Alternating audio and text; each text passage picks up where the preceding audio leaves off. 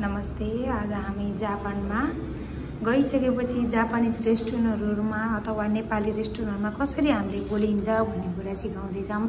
हजुरहरु पनि जान्नु होला है, जापानमा गइसकेपछि काम गर्नुपर्छ, उहाँहरुको बारेमा सबै कुरा बुझ्नुपर्छ, बुझेर मात्रै बोल्नु गर्नुपर्छ है। जापानमा रेस्टुरेन्टमा युज हुने वर्डहरु मैले आज सिकाउन गइरहेको छु। हजुरहरुले ध्यान दिएर सुन्नु होला, हेर्नु होला। हजुर, सलादलाई चाहिँ सलाद है। अहिले चाहिँ आज चाहिँ हामीले के पढ्छौँ भन्दाखेरि रेस्टुरेन्टमा युज हुने वर्डहरु है।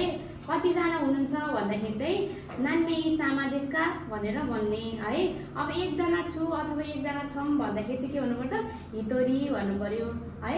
आजलाई के भन्छ भन्दाखेरि गोन्चिजु है। विशेष भनेको ओसुसुमे है। ल बुझ्नु भयो कि नै त? यसै गरी नै अब हेर्ने, अब निकु भनेको चाहिँ मासु भयो है। मासुमा पनि हेर्नुस् है, गाईको मासुलाई भन्छ घिउ निकु अथवा अर्को बिफु भन्छ है।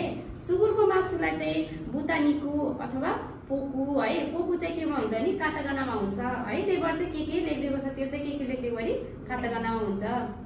अनि कुखुराको मासुलाई भन्छ तोरी निकु है। अर्को काटागानामा चिकेन पनि भनिन्छ। खसीको मासुलाई चाहिँ यागी निकु है।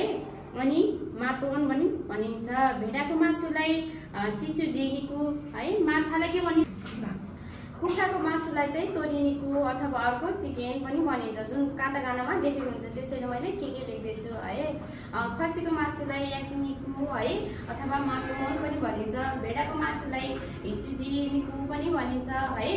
अनि माछालाई भनिन्छ साखाना, खानालाई हेर्योरी, शीतललाई चाहिँ चुमामी, अनि सलादलाई चाहिँ सारादा भनिन्छ है। अनि अघि मैले चाहिँ छुटाएछु विशेष पछि तलको चाहिँ खुल्ने समय, जुन रेस्टुरेन्ट खुल्ने समय हुन्छ त्यसलाई चाहिँ खाइतेन्जिकोकु भनेर भनिन्छ है। बन्द हुने समयलाई चाहिँ हेइतेन्जिकोकु भनिन्छ। अन्तिम अर्डर दिन जाँदाखेरि चाहिँ रासुतो ओदा पनि भनिन्छ, जुन काटागानामा हुन्छ। बुझ्नु भयो कि नै त? है। कतिजना हुनुहुन्छ? नान्मे सामादेशका एकजना हितोरी, आज हुन्जिछु विशेष ओसुसुमे ओदा काटागानामा हुँदो रहेछ। खोइ त काटागाना के लिनु भयो? ए यो काटागाना लिनुभएको बस्दा हुने समय जिकोकु बन्द हुने समय हेइतेन्जिकोकु अन्तिम अर्डर रासुतो ओडा, गाईको मासु गेउनीको अथवा बिफको, सुँगुरको मासु। आज चाहिँ हामीले रेस्टुरेन्टमा युज हुने वर्डहरू पढियो, जुनमा चाहिँ एकजनालाई चाहिँ हितोरी भनिने रहेछ होइन। विशेषलाई चाहिँ ओसुसुमे भनिन्छ। बन्द हुने समयलाई चाहिँ हेइतेन्जिकोकु र खुल्ने समयलाई खाइतेन्जिकोकु